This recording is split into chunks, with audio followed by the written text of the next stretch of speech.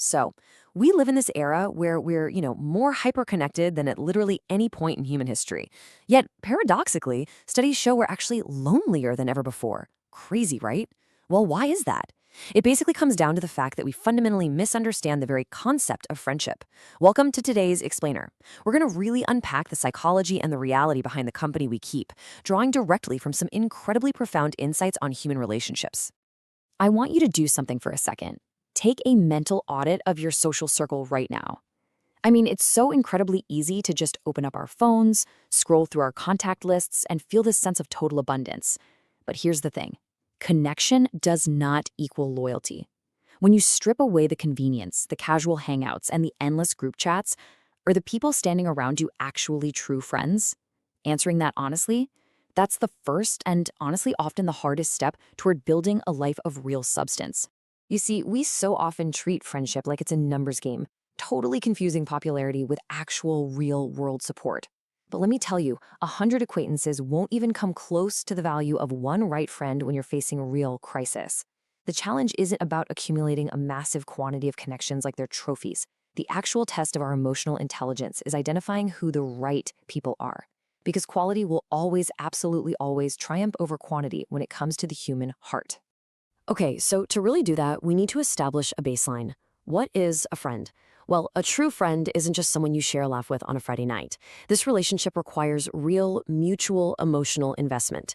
They offer unconditional positive regard, meaning they're actively working to increase your joy and reduce your sorrow.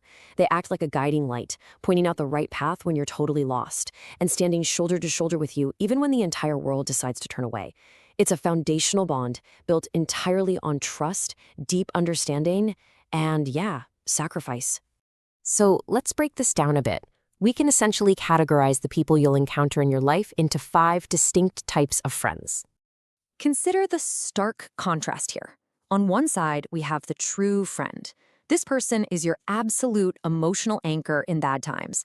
But notice this super important detail. They also actively correct your mistakes, and they are purely, genuinely happy for your success.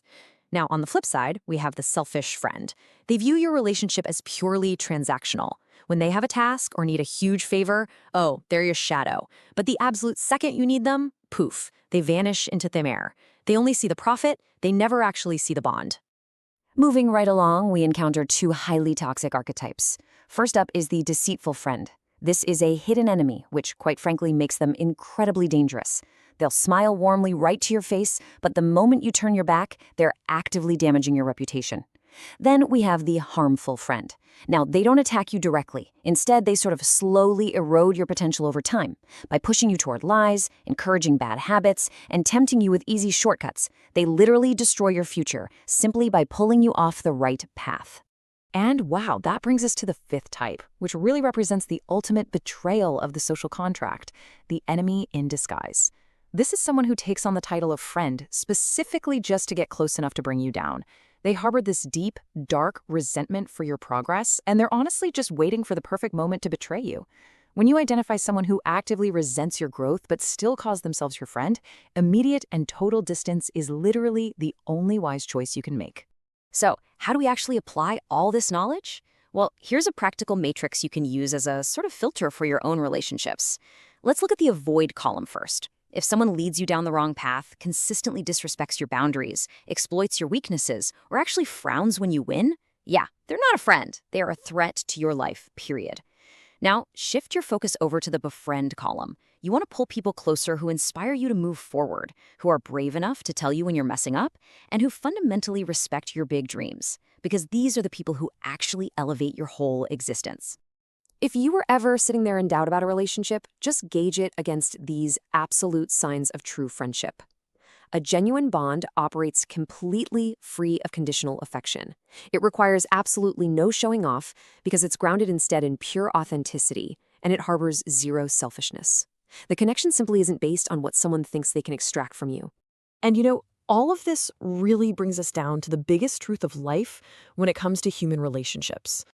In this world, the truest friends are your mother and father. I mean, this truth just cuts right through all the crazy noise of our complex social lives. While we spend so much of our time and energy desperately searching for loyalty in our peers, the purest, most unconditional form of friendship is so often right there at home. Parents love without a single ounce of selfishness. They stand by you through every imaginable circumstance with this totally unwavering desire to just see you move forward and succeed.